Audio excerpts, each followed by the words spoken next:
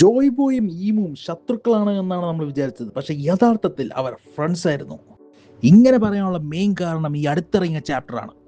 അതിൽ ഈമു ജോയ് ബോയിനെ കുറിച്ച് ഓർക്കുമ്പോൾ ജോയ് ബോയ് ഈമുവിനോട് ചിരിച്ച് സംസാരിക്കുന്നതാണ് നമ്മൾ കാണുന്നത്.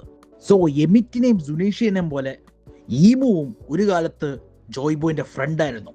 ഈമു ജോയ് ബോയിന്റെ പേര് ഷൗട്ട് ചെയ്യുന്നതും ലൂഫിന്റെ പ്രസൻസ് സെൻസ് ചെയ്യുമ്പോൾ ചിരിക്കുന്നതും കാണുമ്പോൾ ഇവർ തമ്മിലുള്ള റിലേഷൻ കുറച്ച് കോംപ്ലിക്കേറ്റഡ് ആയിരുന്നു എന്നാണ് എനിക്ക് തോന്നുന്നത്.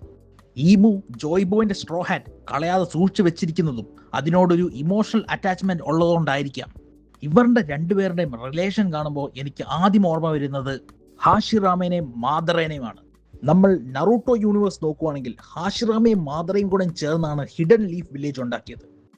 പക്ഷെ പിന്നീട് മാദറ ഹിഡൻ ലീഫ് വില്ലേജിന് എഗെയിൻസ്റ്റ് ആയപ്പോൾ ഹാഷിറാമ മാദറേനെ ഫൈറ്റ് ചെയ്യുകയും പിന്നീട് കൊല്ലുകയും ചെയ്യുന്നുണ്ട്.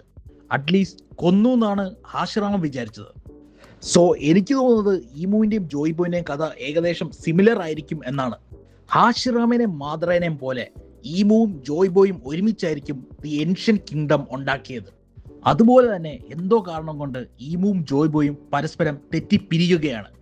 പക്ഷെ ഇവിടെയാണ് ഒരു ട്വിസ്റ്റ്. നറൂട്ടോന്റെ കഥയിൽ ഹാഷിറാമ എന്ന ഹീറോ ആണ് ജയിച്ചത്. വൺ പീസിൽ ഈമു എന്ന വില്ലനാണ് ജയിച്ചത്. ഹാഷിറാമേന്റെയും മാദറേന്റെയും ഫൈറ്റിൽ മാദറ മരിക്കാതിരുന്നതുപോലെ Joy Boy in a sense ഇപ്പോഴും സ്പിരിച്വലി ജീവനോടെ ഇരിക്കുന്നുണ്ട്. ഒരു സൈഡിൽ ശരി ജയിച്ചു, മറ്റേ സൈഡിൽ തെറ്റ് ജയിച്ചു എന്ന് പോലും നമുക്ക് പറയാൻ പറ്റില്ല.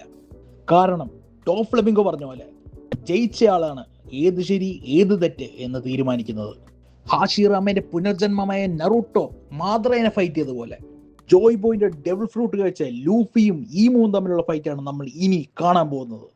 ഇനി അവസാന നിമിഷം മാദറേനെ തട്ടിമാറ്റി കാഗൂയ ഫൈനൽ വില്ലൻ ആയതുപോലെ ഈമുവിനെ കൊന്നിട്ട് ബ്ലാക്ക് ബിയർഡ് ഫൈനൽ വില്ലൻ ആവുമെന്ന് നമുക്കിനി കണ്ടു തന്നെ അറിയണം. വീഡിയോ ഇഷ്ടപ്പെട്ടെങ്കിൽ ലൈക്ക് ചെയ്യുക, സബ്സ്ക്രൈബ് ചെയ്യുക, അഭിപ്രായങ്ങൾ കമന്റ് ചെയ്യുക. അടുത്ത തവണ കാണുന്നവരെ പീസ്.